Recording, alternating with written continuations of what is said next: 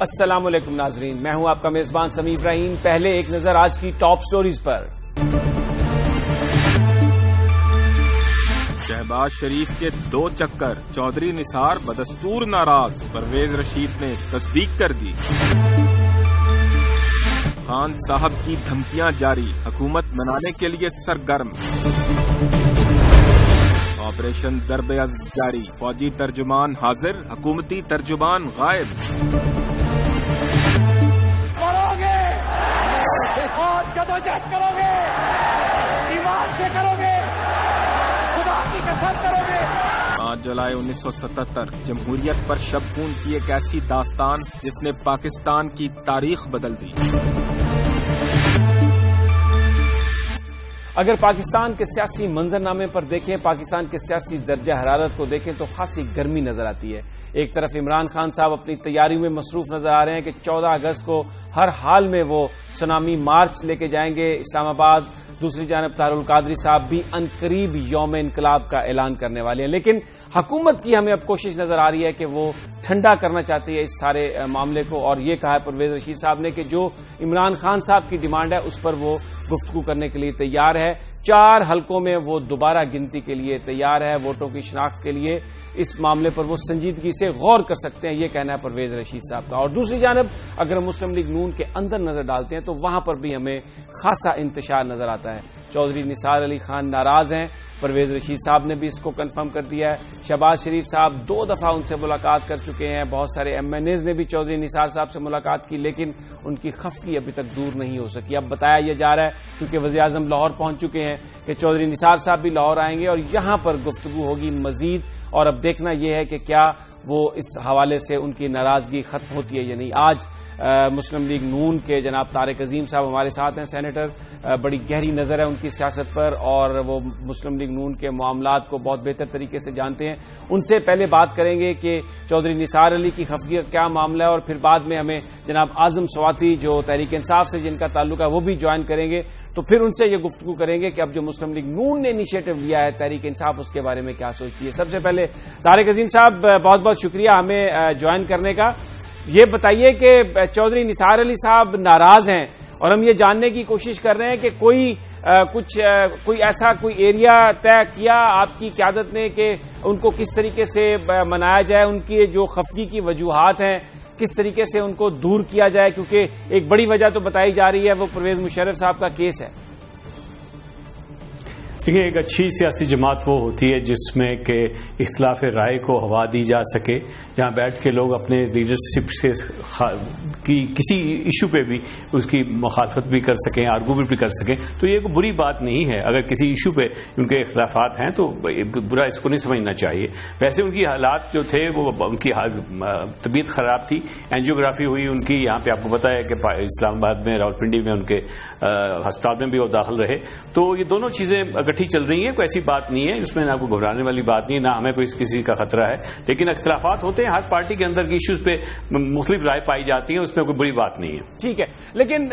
کچھ لوگوں کا یہ کہنا ہے کہ یہ جو ناراضگی ہے یہ آگے چل کر کسی ایک بڑے طوفان کا پیش خیمہ بھی ہو سکتی ہے۔ جو میں اسپیکولیشن کی بات کر رہا ہوں، جو لوگ اسپیکولیٹ کر رہے ہیں کہ کوئی 15-20 ایم این ایز کا گروپ بھی ہے اور عید کے بعد کچھ اس قسم کی چیزیں آ رہی ہیں کہ شاید وہ جب علاج کرانے کے بعد واپس آئیں گے تو پھر اپنی جو سیاسی سمت ہے اس کا بھی بڑے واضح طور پر اعلان کریں گے۔ کچھ ان کیا سرائیوں پر کامنٹ فرمائیں گے آپ؟ دیکھیے جی، اس کا جواب تو ڈائریکٹلی چودھری نثار صاحب ہی دے سکتے ہیں، میں تو نہیں دے سکتا، لیکن میرے پاس ایسی کوئی معلومات نہیں ہے کہ میں ان کو کنفرم کر سکوں یا ڈینائی کر سکوں، لیکن میرا ایسا خیال نہیں ہے۔ دیکھیں، وہ میاں نواز شریف صاحب کے ساتھ رہیں گے انشاءاللہ، اور آپ دیکھیں گے جب دوبارہ وہ صحت ان کی ٹھیک ہو جائے گی تو وہ بھرپور طریقے سے سیاست میں بھی حصہ لیں گے اور اپنی کارکردگی بھی دکھائیں گے۔ اچھا طارق عظیم صاحب، ایک بات جو مسلم لیگ نون کے جو ایم این ایز ہیں، ایم پی ایز ہیں، وہ بھی کرتے ہیں، عام ورکر بھی یہ کرتے ہیں کہ اس دفعہ جیسے ہی حکومت آئی ہے تو جو نون لیگ کی لیڈرشپ ہے، خاص طور پر جو شریف خاندان کے افراد ہیں، ان کا ورکرز کے ساتھ رابطہ بہت کم ہوا ہے۔ M N As, M P As کے ساتھ بھی ان کی ملاقاتیں جو ہیں وہ بہت کم ہیں، اور پھر بڑے بڑے کئی نام جن میں غوث علی شاہ صاحب کا بھی نام ہے، وہ لوگ خفا ہو گئے ہیں کیونکہ ان کو اگنور کیا گیا ہے۔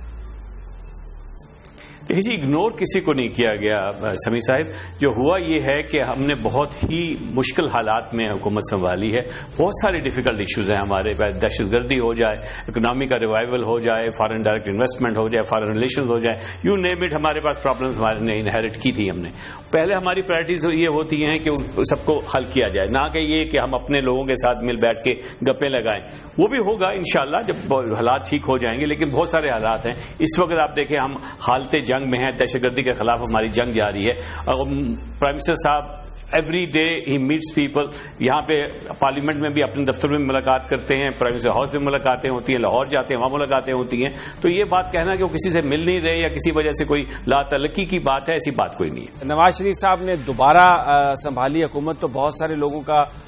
یہ خیال تھا کہ بالکل اب تبدیل ہوگا رویہ میاں صاحب کا, اور جو مختلف جو سیاسی جماعتیں ہیں یا دوسرے جو اراکین ہیں ان کو ساتھ لے کر چلیں گے وہ بڑے اہم معاملات پر. لیکن ایک جو معاملہ ہے یہ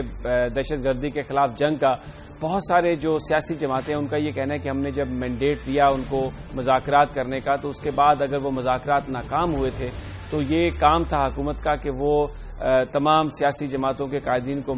بلا کر کم از کم انہیں بتاتی, انہیں یہ اطلاع دیتے کہ مذاکرات ناکام ہو گئے ہیں, اب ہمارے پاس کوئی آپشن اور نہیں رہے گی. اس حوالے سے وہ کہہ رہے ہیں کہ یہ سولو فلائٹ کی ہے میاں نواز شریف نے.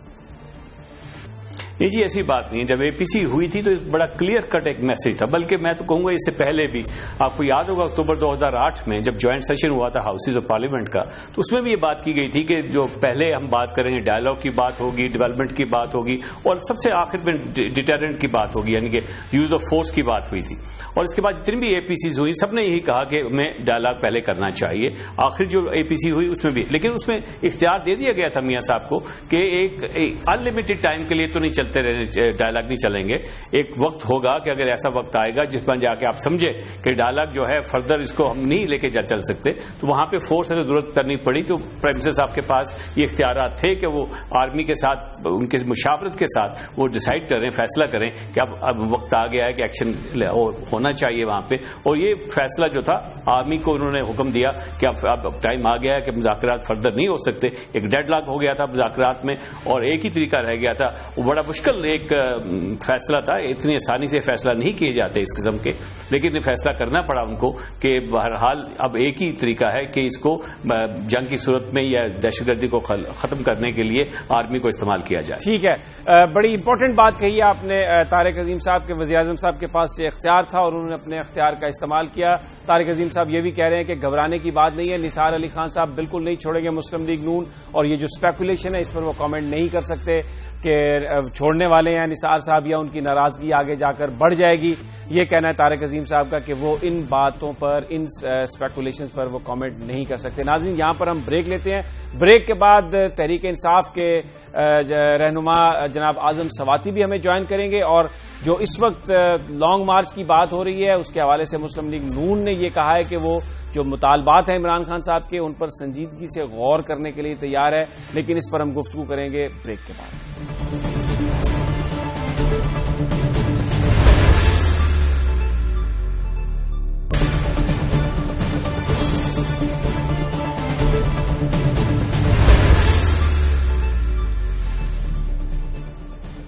Welcome back. بات ہو رہی ہے پاکستان کے سیاسی منظرنامے کی, اور بریک پر جانے سے پہلے کہہ رہے تھے جناب طارق عظیم صاحب کے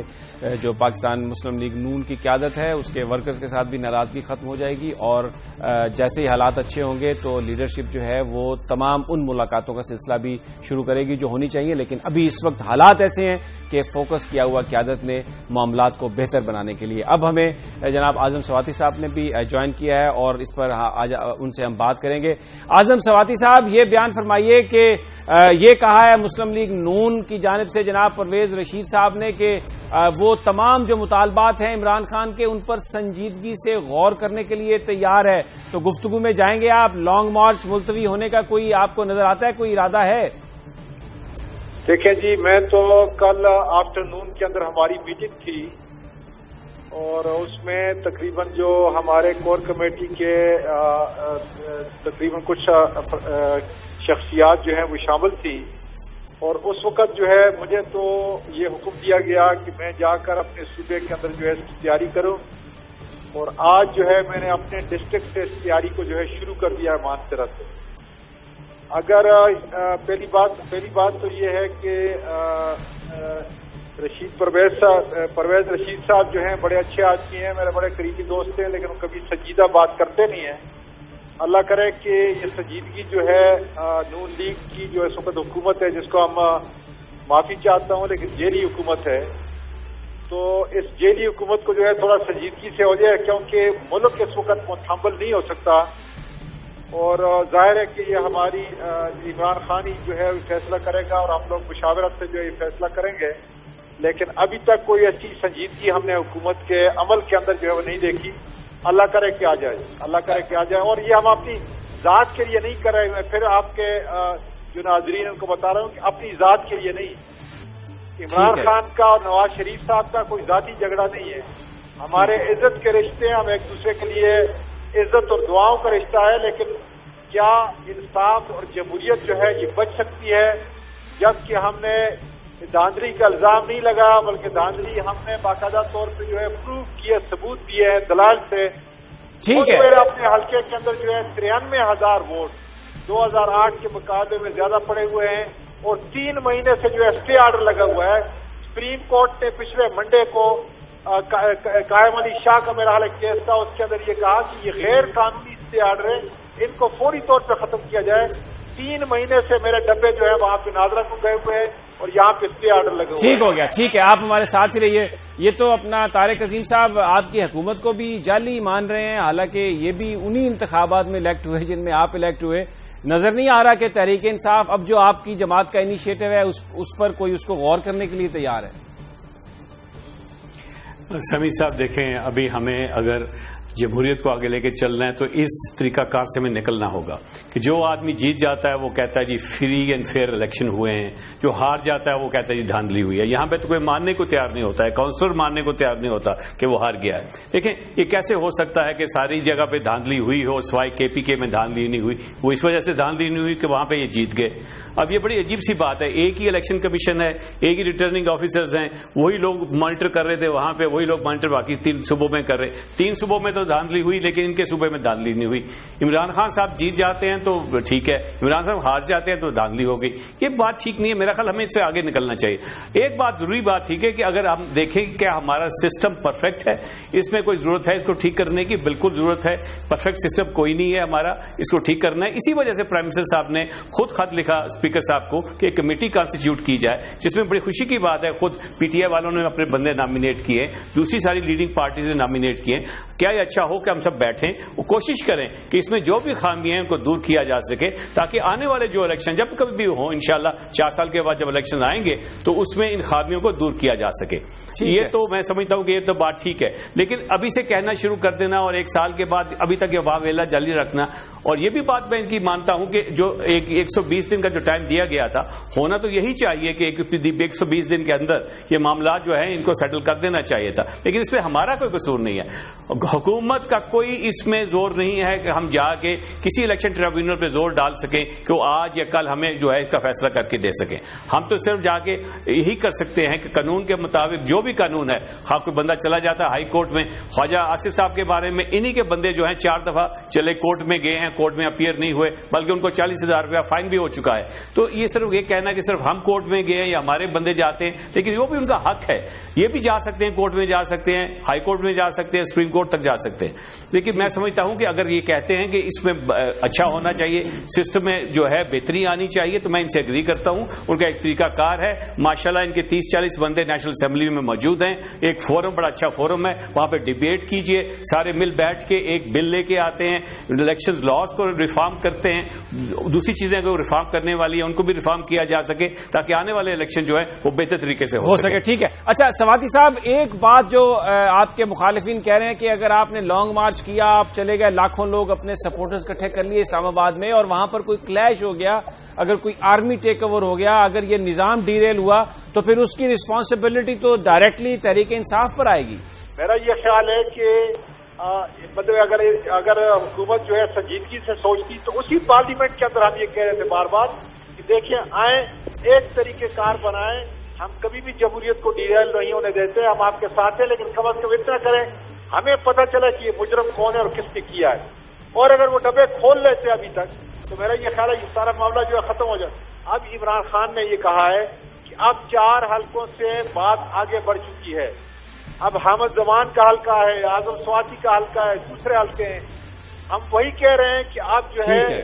बिगर पिक्चर जो है दिखानी पड़ेगी। बहुत शुक्रिया आजम सवाती साहब, बहुत शुक्रिया तारिक अजीम साहब। आजम सवाती साहब का कहना है कि अब देर हो गई है, बात 4 हलकों से आगे निकल गई है, अब बहुत सारे दूसरे हलकों को भी खोलना पड़ेगा। 1 साल तक तहरीक इंसाफ ने इंतजार किया और हुकूमत ने कोई किसी किस्म की इस हवाले से कार्रवाई नहीं की, उनकी शिकायत दूर नहीं की। ये भी कहना है आजम सवाती का बार बार कि यह हुकूमत जाली है, हालांकि खुद केपीके में तहरीक इंसाफ की हुकूमत भी उन्हीं इंतखाबात के नतीजे में बनी जिन इंतखाबात के नतीजे में मुस्लिम लीग नून ने हुकूमत बनाई। लेकिन बहरहाल उनका ये कहना है आजम सवाती साहब का कि ये हुकूमत एक जाली हुकूमत, और ऐसा लग रहा है कि अब इस हुकूमत को गिराने के लिए बिल्कुल इस वक्त मैदान अमल में आ गई है तहरीक इंसाफ। नाज़रीन, यहाँ पर हम एक लेते हैं ब्रेक, और ब्रेक के बाद हम बात करेंगे जनाब सैयद शमशान बुखारी और major general retired Mohammad Javed के साथ, और इस पर उनसे उनका ख्यालात जानेंगे कि ऑपरेशन ज़रबे अज़्ब तो जारी है, लेकिन माजी के बरक्स इस दफा हमें ISPR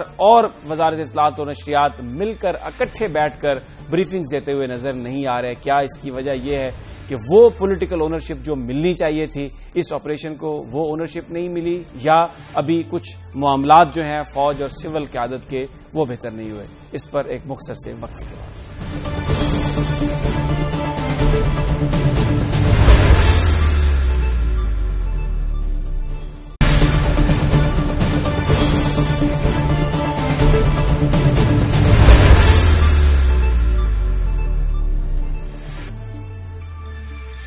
पाकिस्तान के कबायली इलाके में दहशतगर्दों के खात्मे के लिए ज़रबे अज़्ब बड़ी कामयाबी से जारी है। पाकिस्तान की फौज जमीनी कार्रवाई कर रही है, आगे बढ़ते जा रहे हैं पाकिस्तानी फौज के जवान, दहशतगर्दों की पनाहगाहों को तबाह किया जा रहा है। और आप टीवी स्क्रीन पर देखते हैं रोजाना बहुत सारी फुटेज आती है उन फैक्ट्रियों की, उन जगहों की जहां पे दहशतगर्दों को तरबियत दी जाती थी। इसके साथ साथ ही बन्नू में और इसके इर्द गिर्द के इलाके में जो रजिस्ट्रेशन का अमल भी जारी है, 5.5 लाख से जायद इस वक्त IDPs की रजिस्ट्रेशन हो चुकी है और ये सिलसिला जारी है। अगर हम इस ऑपरेशन का मवाजना करें माजी में होने वाले कई ऑपरेशन से, तो एक चीज का फुकदान नजर आता है। जब सवात में पाकिस्तान की फौज ने ऑपरेशन किया था तो उस वक्त पॉलिटिकल ओनरशिप इतनी ज्यादा थी कि हमें प्रेस इंफॉर्मेशन डिपार्टमेंट में वफाकी वज़ीर इत्तलात और नशरियात उस वक्त के DG ISPR के साथ बैठे हुए नजर आते थे और कौम को तफसीलात से आगाह किया जाता था। अगर डेली बेसिस नहीं तो हर दूसरे दिन, तीसरे दिन, और ये एक मामूल बन चुका था। बताया जाता था कि सवात में कहां ऑपरेशन हुआ, क्या कामयाबी हुई और किस तरह बढ़ते जा रहे हैं पाकिस्तानी फौज। और पाकिस्तान की उस वक्त की जो हुकूमत थी और पाकिस्तान की फौज के दरमियान एक बहुत ज्यादा इश्तराक था, ताउन था, एक भरपूर अंदाज में जो सियासी हुकूमत थी उसने उसकी ओनरशिप ली हुई थी। लेकिन इस दफा जो ऑपरेशन है इसमें DG ISPR की तरफ से तो बयानात आ रहे हैं, फौजी तर्जुमान के बयानात हैं, वफाकी वुज़रा की तरफ से भी बयानात हैं इस ऑपरेशन की हमायत में, वज़ीर-ए-आज़म साहब भी बोलते हैं, लेकिन वो जोश व खरोश नजर नहीं आता जो उस वक्त था। क्या इसका भी कोई इम्पैक्ट हो सकता है और फिर इसकी वजह क्या है, इस पर बात करेंगे। आज हमारे साथ हैं साबिक वजीर मुमलिकत बराए इत्तलात सैयद शमशान बुखारी साहब और major general retired Mohammad Javed. सबसे पहले बुखारी साहब की तरफ चलता हूं। बुखारी साहब, तब तो हम देखते थे सवात ऑपरेशन में कि आपके वुज़रा, आपके जो सीनियर कोलीग थे कायरा साहब, रोजाना हमें नजर आते थे उनके साथ, अतर अब्बास साहब के साथ। अब इस तरह की ब्रीफिंग नहीं हो रही। क्या हुकूमत ने पूरी तरह नहीं ली पॉलिटिकल ओनरशिप, या कुछ अभी जो वर्किंग है वो इतनी स्मूथ नहीं हो सकी? देखें समी, पहली बात तो ये है कि ये तो आप हुकूमत के नुमाइंदों से ही पूछ सकते हैं और वही बता सकते हैं कि इनके आपस में रिलेशन क्या हैं क्या नहीं है। जो कुछ मुझे पता है मैं आपको बता दूं, क्योंकि उस वक्त कायरा साहब और मैं दोनों डेली तकरीबन ब्रीफिंग होती थी और PID में भी होती थी। और फिर हालात एक दफा इतने बुरे थे, कुछ सिक्योरिटी थ्रेट्स ऐसे थे कि हम PID में नहीं करते थे और हम सेक्रेटेरिएट का एक ब्लॉक मुख्तस कर दिया था। और मुझे याद है कि वहां पे कुछ 6-7 दिन मैंने और जनरल अतर अब्बास साहब ने बहुत सारी ब्रीफिंग्स दी। तो जो उनके मुतल्लका मामलात होते थे उस पे ISPR बोलता था और जो हमारे मुतल्लका मामलात होते थे उस पे हम बोलते थे, मगर बहरहाल we were hand in gloves. तो हमारा कोई ऐसा नहीं था। یہاں پہ جہاں تک میرے علم میں ہے تو انیشلی کیونکہ بہت سارا جو پنجاب میں ان کا ایلیمنٹ ہے اس سوچ کا، وہ دے آر وتھ PMLN، تو ان کی سیاسی مجبوریاں بھی ہو سکتی ہیں، اور یہ کوئی ریلیکٹنٹ تھے، اتنا نہیں تھے یہ اس آپریشن کے بارے میں. یہ تو اللہ تعالیٰ اس فوج کو سلامت رکھے کہ انہوں نے ہمت کی ہے اور اپنے جو ہے ملک کے لیے کوئی سیکورٹی کا بندوبست کیا ہے، اور ضرب عزت پھر نام بھی ایسا رکھا ہے کہ ساری قوم جو ہے اس کے پیچھے، مطلب 90% لوگ ضرور اس کے حق میں ہیں. تو there must be something, کیونکہ اس سے پہلے یہ ڈیفینس منسٹر صاحب والا اور وہ والا واقعہ ہے، اور مشرف صاحب کی جس طرح اکیلے کر کے تسلیل کی جا رہی ہے. حالانکہ اگر آپ نے وکٹمائز نہیں کرنا تو پھر آپ 12 اکتوبر سے آئے نا، مگر اس میں پھر افتخار چودھری صاحب بھی آتے ہیں تو کیسے کریں، وہ تو ٹیم ہے اکٹھی، تو اس لیے وہ بھی ایک معاملہ بیچ میں ہے. اور میں نہیں سمجھتا کہ یہ اس معاملے پہ ایک پیج پہ ہیں، لیکن یہ ہے کہ اب ان کو چونکہ اون کرنا پڑ رہا ہے تو وہ علیحدہ سے تو بیان دیتے ہیں، مگر ایسے موقعوں پہ میری گزارش ہوگی، بلکہ مشورہ ہوگا حکومت کو کہ ان کو اور ISPR کو اکٹھا نظر آنا چاہیے. قوم ان کے کم از کم پیپلز پارٹی ضرور ان کے پیچھے ہے اس معاملے میں. ٹھیک ہے، بالکل ٹھیک ہے. جاوید صاحب، آپ نے سنی شمشان بخاری صاحب کی بات، اور پھر آپ اس علاقے میں بھی رہے ہیں جہاں پر یہ آپریشن ہو رہا ہے، پوری طرح آپ سمجھتے بھی ہیں، اس کو جانتے بھی ہیں. پہلے تو جو یہ ایشو ہے کہ کیوں نظر نہیں آ رہی وزارت اطلاعات و نشریات اور ISPR اکٹھی، آپ کی اسسمنٹ کیا ہے وہ آپ ہمارے ساتھ شیئر کر دیجیے، اور پھر آپریشن کے حوالے سے بتائیے کہ اس وقت جو زمینی آفینسو ہے آپ کیا سمجھتے ہیں، کتنا عرصہ اس میں اور کمپلیٹ ہونے میں لگ سکتا ہے؟ جی، میں پہلے تو اس کا ایک مثبت انداز میں بات کرنا چاہوں گا. وہ یہ ہے کہ اگر اس کا فقدان ہے تو ابھی بھی وقت ہے کہ اس کو ری آرگنائز کیا جائے، ری اسٹرکچر کیا جائے. میرا خیال ہے حکومت وقت کی کچھ ڈسٹریکشنز ایسی ہیں، پولیٹیکل، لاہور والا واقعہ ہوا اور کچھ ایسے ان کا اندیشے ہیں مستقبل میں، تو ان کے دھیان بٹا ہوا ہے. لیکن اس وقت قوم کے لیے سب سے زیادہ اہمیت کا حامل یہ آپریشن ہے، اور مجھے امید ہے کہ اس پروگرام کے بعد اور اس میسج کے بعد وہ اپنا ایکٹ ٹوگیدر کریں گے اور فوج کے ساتھ مل کے پراپر ریگولر بریفنگ آرگنائز کریں گے. آپ کا دوسرا سوال کہ آپریشن کس نہج پہ چل رہا ہے، تو میں یہ سمجھتا ہوں کہ یہ آپریشن پہلی صورت کے برعکس بہت انٹیگریٹڈ طریقے سے پلان ہوا تھا اور بہترین طریقے سے ایکسیکیوٹ ہو رہا ہے. خاص طور پہ اس میں جو اوور ویلمنگ ایک سپورٹ آئی ہے پاکستان ایئر فورس کی، اور جو ابھی بھی جاری ہے، جو سرویلنس کی شکل میں ہے، اس سے ایک سٹیج بنی کہ پہلے جو ہارڈ ایریاز تھے، جو پہاڑوں کے اندر تھے، جہاں آبادی نہیں تھی، ان کو سافن کیا گیا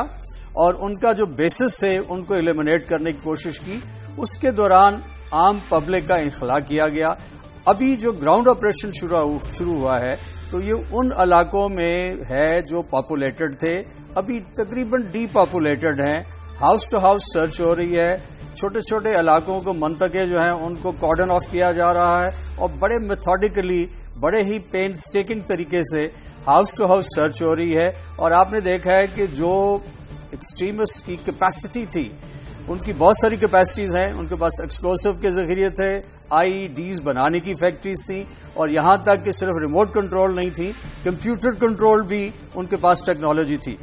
تو اس میں فائدہ کیا ہو رہا ہے؟ ایک تو قوم کے عزم صمیم کا اظہار ہوا ہے، فوج کی کیپیسٹی ڈسپلے پہ آئی ہے کہ اسٹیٹ کا مائٹ کیا ہوتا ہے، اور میں سمجھتا ہوں کہ یہ فوجی فتح جو انشاءاللہ جلدی ہو جائے گی، اس کے علاوہ یہ ایک قومی سطح کی ایک مورل، ایک اخلاقی فتح بھی بالکل موجود ہے کہ اس میں ہم نے پہلی دفعہ دیکھا ہے کہ اسٹیٹ جو ہے ایک بہت ہی دشوار گزار علاقے میں جو تقریباً نو گو بن چکا تھا اس میں گئی ہے، اور ابھی تک اللہ تعالیٰ کے فضل و کرم سے پے در پے قوم کو فتوحات نصیب ہو رہی ہے. اچھا جاوید صاحب، ایک اور جو معاملہ ہے IDPs کا معاملہ، ایک علاقے میں ہے ابھی بنو اور اس کے ارد گرد کے علاقے میں، اور 5.5 لاکھ سے زائد وہ افراد ہو چکے ہیں. بہت سارے لوگوں کا یہ خیال ہے کہ پریپیئرنیس نہیں تھی آن دا پارٹ آف پولیٹیکل جو گورنمنٹ ہے، اور ابھی بھی ہمیں اس طرح کی تیاری نظر نہیں آتی. کوشش تو ہو رہی ہے لیکن ہمیں اس طرح کی تیاری نظر نہیں آتی. تو پھر جو آپریشن کے نتائج ہیں اس میں تو یہ بڑا اہم نہیں ہوگا کہ بعد میں ہم ریہیبلیٹیٹ کیسے کرتے ہیں ان لوگوں کو؟ میں سمجھتا ہوں یہ ایک کمی ہے، اور اس کمی کی وجہ ایک تو جو فیڈرل گورنمنٹ ہے وہ ایک پروسیس آف نیگوسیشن میں، مذاکرات میں انگیج رہی، اور ان کی پریفرنس تھی کہ اس کو مذاکرات سے حل کیا جائے، پوری کوشش کی گئی۔ اس کے ساتھ ساتھ جو صوبائی حکومت ہے اس کا اپنا ایک مختلف نقطہ نظر تھا، تو ان کی اپنی سوچ ہے، ان کی اپنی کیپیسٹی ہے جو فیڈرل گورنمنٹ کی نسبت لمیٹڈ ہے۔ ضرورت کس بات کی ہے کہ فیڈرل گورنمنٹ اور صوبائی حکومت جو ہے یہ سر جوڑ کے بیٹھیں، اپنے ریسورسز کو پول کریں، اپنی مینجمنٹ ایسٹ جو ہیں ان کو ڈپلوائے کریں۔ اور میں سمجھتا ہوں کہ اس وقت ہمیں آئی ڈی پیز جو ہمارے بھائی ہیں، بہنیں ہیں، بچے ہیں، ان کے دل جیتنے کی ضرورت ہے۔ یہ battle for hearts and minds ہے، کیونکہ اس طرف جو آ جائیں گے اگر ان کو اچھا ٹریٹمنٹ ملے گا، بہترین ٹریٹمنٹ ملے گا، خاص طور پہ یہ رمضان کا مہینہ ہے، اس میں ڈیفیکلٹی اور گرمی کا موسم ہے اور بڑھ جاتی ہے۔ یہ ایک کمی ہے جس کو فوج تو پورا کرنے کی کوشش کر رہی ہے، لیکن یہ 5.5 لاکھ آدمی کو ایبزارب کرنا اور کیمپ میں رکھنا اور ان کی جو ڈیلی ضروریات ہیں اس کا دھیان رکھنا یہ گورنمنٹ کا کام ہے۔ جو وقت ضائع ہو گیا وہ تو ہو گیا، لیکن ابھی ہمارے پاس ایک لمحہ بھی نہیں ہے جو ہم اور اس پہ ضائع کریں۔ بہت بہت شکریہ جنرل جاوید صاحب اور شمشان بخاری صاحب، آپ کا بہت شکریہ۔ اس بات کی بڑی شدید ضرورت ہے کہ وزارت اطلاعات اور ISPR مل کر بریفنگز دیں تاکہ یہ یقینی ہو اور قوم کو بھی اس بات کا احساس ہو کہ اونرشپ پوری طرح لی ہے پاکستان کی سیاسی حکومت نے۔ اور جنرل جاوید صاحب کا کہنا تھا کہ IDPs کا معاملہ بہت اہم ہے، ہارٹس اینڈ مائنڈز جیتنے کی ضرورت ہے، اور رمضان کے مہینے میں جو لوگ تکالیف برداشت کر کے آئے ہیں ان کو بھی یہ حکومت کا فرض ہے کہ وہ تمام سہولیات فراہم کرے تاکہ جب وہ واپس جائیں، یہ کرائسس اوور ہو تو پھر وہ اور بھی زیادہ محبت سے پاکستان کی حفاظت کے لیے سرگرم عمل ہوں۔ ناظرین، یہاں پر ہم بریک لیتے ہیں اور بریک کے بعد ہم بات کریں گے 5 جولائی 1977 کی۔ آج بھی 4 جولائی ہے اور آج کی جو رات تھی 1977 میں مارشل لا لگایا گیا تھا، ایک سیاسی حکومت کو چلتا کر دیا گیا تھا۔ کیا اس کا امپیکٹ ہوا پاکستان کی سیاست پر، اس پر بات کریں گے پیپلز پارٹی کے رہنما جناب سعید غنی اور منظور وٹو سے، لیکن ایک مختصر سے وقفے کے بعد۔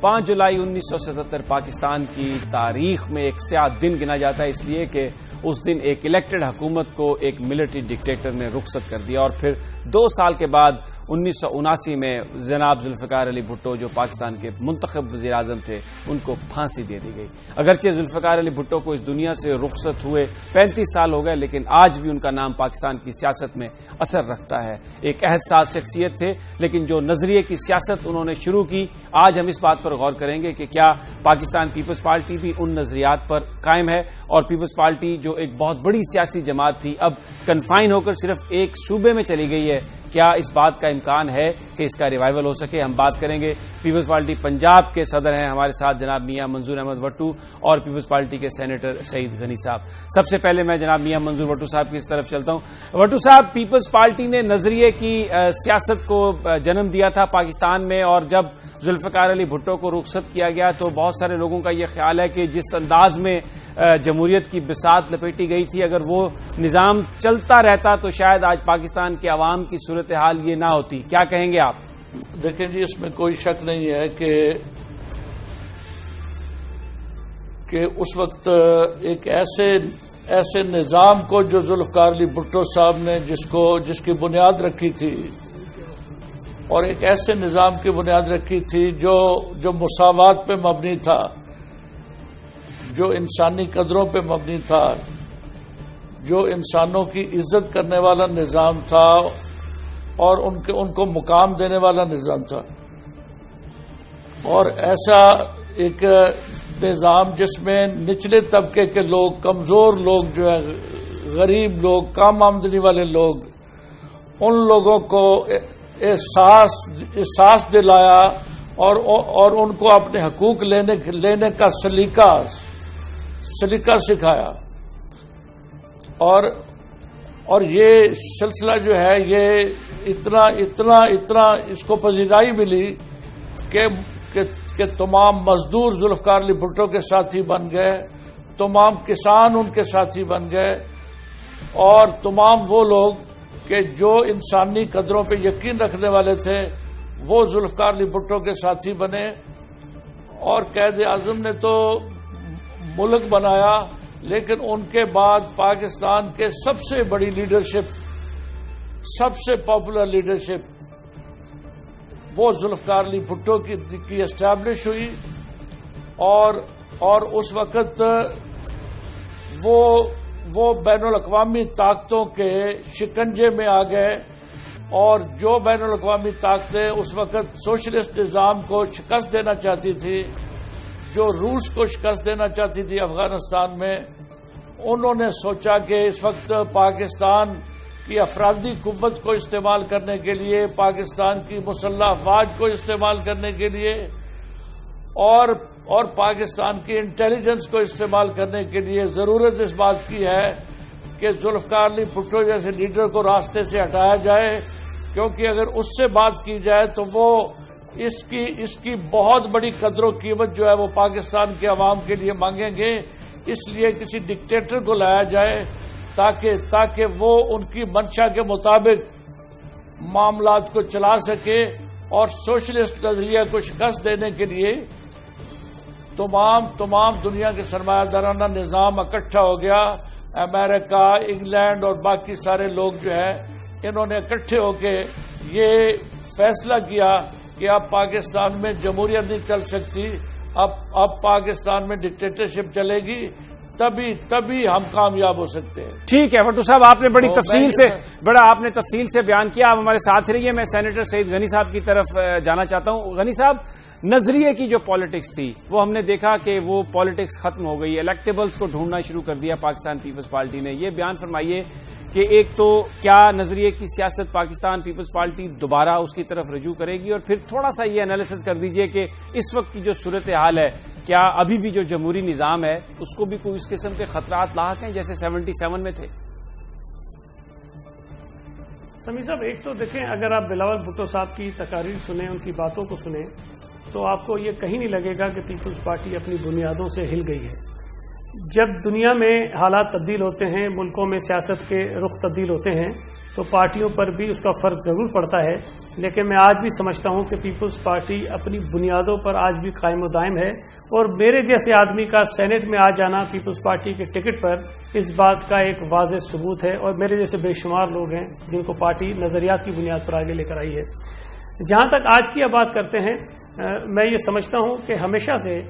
پاکستان میں ایسی قوتیں موجود رہی ہیں جو عوام کے ووٹوں کے ذریعے کبھی بھی اقتدار میں نہیں آ سکتی۔ وہ ہمیشہ کوشش یہ کرتی رہتی ہیں کہ کوئی چور دروازے تلاش کریں اور ایسے اسباب پیدا کریں جن کے ذریعے الیکٹڈ گورنمنٹس جو ہیں وہ فارغ ہو جائیں اور کوئی غیر منتخب حکومتیں بنے، تاکہ ان کی اپنی جو شیروانیاں کافی عرصے سے تیار پڑی ہوتی ہیں وہ قابل استعمال ہو سکیں اور وہ وزارتوں پر فائز ہو جائیں۔ تو آج بھی ایسی قوتیں ضرور موجود ہیں، لیکن میں سمجھتا یہ ہوں کہ آج کے اس پاکستان کے اندر بہت کچھ چیزیں بدل گئی ہیں۔ آج بہت ساری سیاسی جماعتیں ایسی ہیں جنہوں نے ماضی میں آمروں کو سپورٹ کیا ہے، ان کے ادوار میں وہ بڑی ہوئی ہیں، ان کے ذریعے شاید بڑی ہوئی ہیں، لیکن آج وہ بھی جمہوریت کی بات کرتی ہیں اور جمہوریت کو آگے بڑھانے کی بات کرتی ہیں۔